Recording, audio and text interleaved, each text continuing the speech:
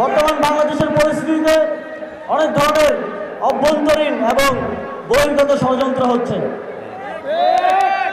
আমাদের অত্যন্ত দুঃখের সাথে বলতে হয়, আমাদের রাজনৈতিক দলগুলোর মধ্যে একটা বদ্ধমূল ধারণা জন্মেছে যে ভারতের আশীর্বাদ ছাড়া বোধহয় বাংলাদেশের ক্ষমতায় আসা যায় না।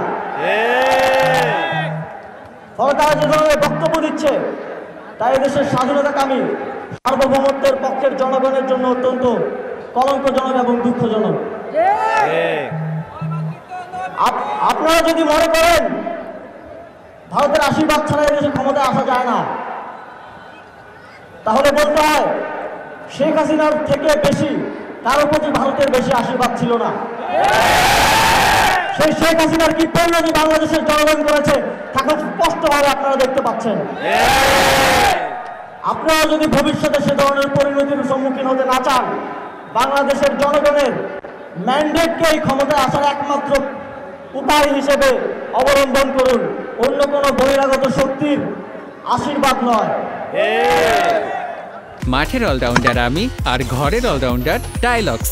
টাইলক্স টয়লেট ক্লিনার, ক্লিন মানেই টাইলক্স। বাংলাদেশের জনগণের ম্যান্ডেটই হবে যে কোনো রাজনৈতিক দল কিংবা সরকারের ক্ষমতায় আসার একমাত্র অবলম্বন।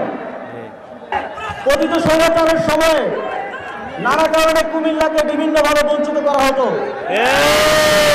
কুমিল্লার একটি প্রশাসনিক বিভাগ, কুমিল্লা সহ আশেপাশের জেলাগুলোর জনগণের দীর্ঘদিনের আকাঙ্ক্ষা।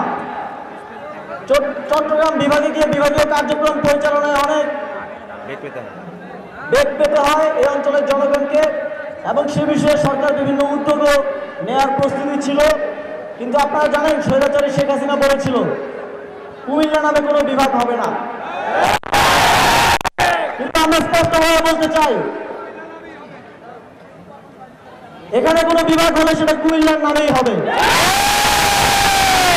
আমি সরকারের সর্বোচ্চ নীতি নির্ধারকদের সাথে কুমিল্লাকে একটি প্রশাসনিক বিভাগে রূপান্তরের জন্য আলোচনা করব এবং অতি দ্রুত সময়ের মধ্যে তা বাস্তবায়নের জন্য প্রচেষ্টা করব।